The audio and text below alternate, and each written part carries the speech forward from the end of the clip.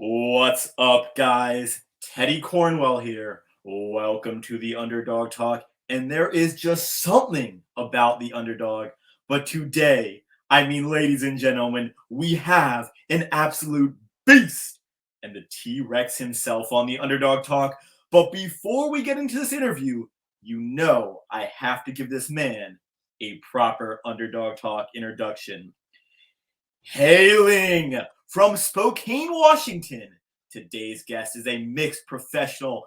Ooh, let me retake that. Is an American professional mixed martial artist who currently competes in the lightweight division of the Ultimate Fighting Championship, also known as the UFC. A professional since 2017, this gentleman has also competed for the Legacy Fighting Alliance. This gentleman has the fastest KO in lightweight history. And finally, a man who once said, success is not final, just as failure is not fatal. It is the drive to stay present that counts. Ladies and gentlemen, I am proud and honored to present the one, the only, the future of the sport, Terrance McKinney. What is up, big fella? How you doing today, man? Good, man. Just waiting for this car to warm up. I had to do it out here so my little thing is late. Hey, you are a trooper. And I was going to say you're a fighter, but you really are a fighter. And Terrance, before we even get into this interview, I got to ask, you posted a picture on your Instagram, I think it was yesterday, that says Paddy the Baddy making the UFC Baddies Christmas calendar. Now, I'm not going to lie, I actually don't get it. Would you mind explaining that? So, Paddy posted a picture, right, of everyone that pretty much called him out and said it's the Scousers' wives or something like that. And so I posted that because he had me in the center of the picture. Oh, and I would love to see you two brawl it out because that would be what the people want. The T Rex versus Paddy the Baddy. We can't ask for any more. But I am not here to talk about Paddy the Baddy. I am here to talk about you, the fastest growing name in the sport. And I kind of want to take it way back. You and your family moved to a military base in Germany where you were picked on, due to being small. And then after relocating again, once your mom joined the US Army, you were picked on for being black, which you talk about. You eventually ended up in Spokane, Washington in 2007, where you took up wrestling. Now, would you mind talking a little bit more about your childhood and then kind of how that helped shape you into, the fighter and the man you are today, sir? Um, it was more later on because the trials that I faced, I didn't really understand them. But there's not anything that I would change growing up. I lived with my grandma until I was like 8 or 9 because my mom was trying to create a better life for us because she was in the military. So, but she was in the game before that. Mhm. And so, if you guys didn't know that, my mom was in the game. I almost got killed multiple times, her hand broken with a bat. And so she had to give me up so she can get her life together, get her money up, and get her own place and stuff. And then eventually she got that done. And yeah, I moved to my mom. It was going good. And yeah, I was always small. And at my grandma's house, there was 12 kids. So we fought all the time. So, like, fighting was just nothing strange to me. At first, it kind of sucks and stuff, and then eventually, like, I don't really care anymore. Start And liking it, you yeah, know? yeah, and you started liking kind of fighting in a way as during your high school years.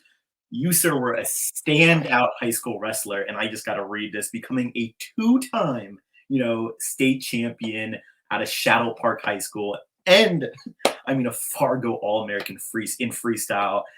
You were also the sixth-ranked senior recruit in the country. But what's interesting to me is, while you thought about MMA, you actually still decided to pursue wrestling. So, obviously you finished up in wrestling, but why pick? You finished up in MMA, but why pick wrestling at the start instead of, MMA? I didn't want to do MMA till, like, I wanted to, but my mom wanted me to go to school and wrestle, so that's what I did for her because I wanted to show the right example for my brothers, and it just made sense at the time, at the age group they're in, uh, getting older. So I went to, I went to school, ended up being ranked #1 in the nation my freshman year of college for junior college. And then I went D2 after that, and I was ranked #2 in the nation there. And then I went to Notre Dame College, and then after that, I called it good, and I started training and fighting.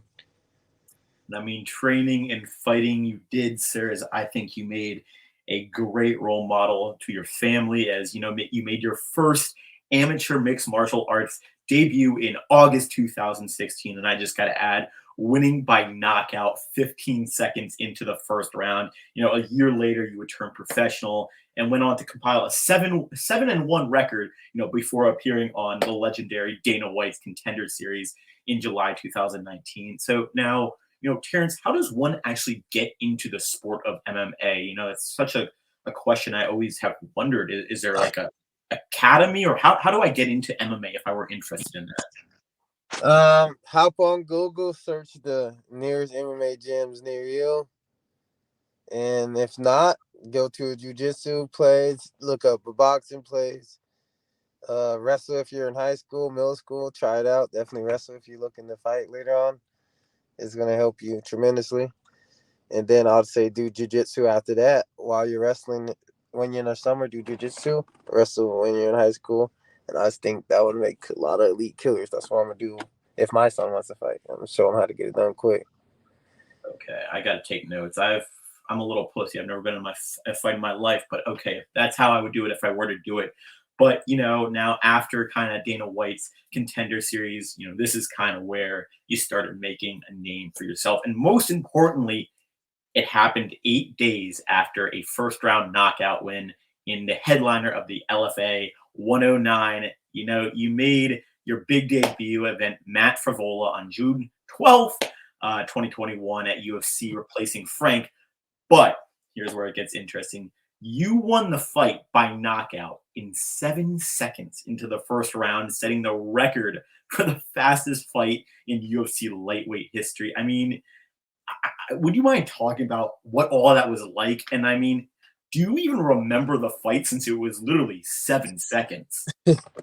Yeah, I remember all the details. When I was going out there, it just felt right. Like I knew, like I told you guys, I died before, and God showed me like that I was supposed to fight. Yep. And right there, it just all sunk in. It felt like I already been there before. I was like, and I had no words. I just felt like I knew I was about to knock this dude out. I didn't know when or how. I just felt like God was telling me, he's like, man, you about to do something crazy. And I didn't know what it was. I was just getting pumped. But like not like a bad pump, like a more like a just like a at peace moment, because like I finally did everything that I said I was gonna do, and now I'm here, and now I get to prove it. And yeah, I tell people 7 days to create an earth, 7 days to knock a man out. You couldn't tell me God wasn't on my side. We got it done in 7 seconds. It's just something that's always gonna be in history. I don't think anyone's going to beat 7 seconds, sir. I don't even think anyone's going to beat 9 seconds. And I mean, what I'm really interested in as well is what is next for you, sir. Where do you see, yourself obviously going? Do you see a fight with Paddy the Baddy coming? What's next for you, sir? Anyone, it don't really matter to me, but just keep these finishes going because it gotta look unnatural so people know that this was all God's doing, man. And I'm gonna preach that till the day I die. Without God, like none of this is possible. He got me through the darkest time, and now I'm in the light. And I just gotta make sure I don't dim it, doing the wrong thing. So I'm just trying to keep my head low and just focus on me. Now, has Paddy the Baddy's team reached out to you about a potential fight, or has the UFC reached out about a potential fight between you two? I don't think he wants it at all. He don't want anyone on the post he posted. Like I don't think he'd fight any of us. And if he would be saying like, "Yeah, I want to fight this guy. I want to fight any of those guys." He don't say that. Hey, I mean, I don't think he wants to get knocked out in 7 seconds. If I'm just gonna have to say it like that, I don't think he wants the smoke. And I mean, what a career so far for you. And I think, you have so much going forward. Obviously, I think something about you that really interested me is your past kind of defines who you are now. You've kind of had so much adversity in your life with just everything you went through as a kid. Obviously, your hardships in college, obviously, everything you've gone through. So, I mean, I kind of want to know first, what is your biggest tip for someone who is looking to get into, MMA? And then what is a tip, or what did you find out about yourself in these adverse moments, Terrence? That I don't have to do it alone. And I think that's what helps me a lot. Just knowing that, dude, you don't have to do this on your own. You have to be this tough guy. And I got a good support team around me. And yeah, like I tell people, you can't go to war without an army. So make sure you have your team with you. And then now, what would you say to an up and coming fighter who is obviously looking to make it into the big leagues like the UFC? Take your time. Really enjoy the cage while you're out there. Really just learn. Take at least 10 amateur fights. I think it's just good for you. Like if you're first starting out, so you can learn instead of just trying to rush it all. Nothing good comes rushed. I think there's the same saying about that. I can't remember right now. But yeah. I think But it's they called. say slow and steady wins the race. So just take your time and enjoy the journey. And remember, you either win or you learn. Yes, sir. And my final question is, I'm always interested to ask fighters, this question specifically. What are your thoughts when you step into the octagon? Are there even any thoughts? Do you kind of cancel out the noise? What are you thinking of when you step into the octagon? I ain't gonna lie, man. When I'm out there, I just be thinking, how am I about to finish this dude every time? It's like, how am I about to finish this guy? I like to think there's so many ways to finish this guy. And I like how you said you are going to finish him. You don't have doubts because doubts create weakness. You know going into there, I'm gonna finish him. Just like you knew going in there, I'm gonna finish him. You might not have known 7 seconds, but you finished him. And now, Terrence, I appreciate the time. I know you are cold, sir, in your car, but I like to get my guests out of here with some rapid fire questions. Are you game, sir? Yeah, I'm always game. Favorite cheat meal? Some Popeyes. Yeah, yeah, yep. Knock someone out or tap someone out? Knock them out. Ooh, I love it. 7 seconds, baby. Boom. Go to post workout meal. Sometimes if like I'm trying to be, I'll probably get like Chipotle, Qdoba. Chipotle or Qdoba. There can only be Yeah. one, Terrence. Chipotle then is closer to my house, so I like that. I think Chipotle is better. I think you get more at Qdoba. So to me, it's always hard. But I like that one. Last two are big on this show. Box Mike Tyson in his prime or have to talk like Mike Tyson for the rest of your life. box Mike Tyson in his prime. I mean, I would have to talk like him because I'm not going to fight him. But more power to you, Terrence. I mean, that would be a hell of a fight. That would be a I hell of just a know I fight. gotta frustrate him. That's it.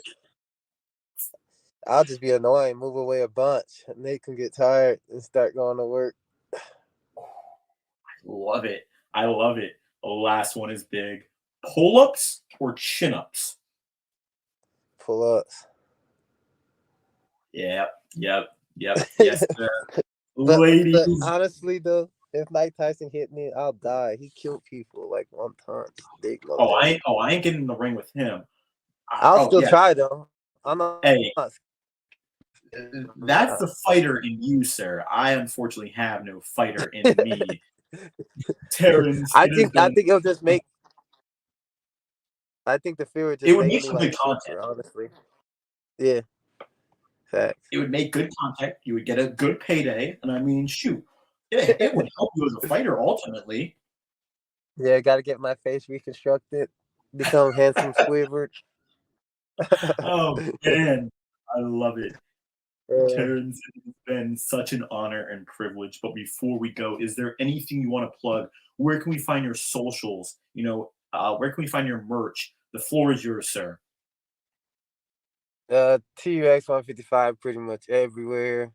You guys can find somebody give out millions.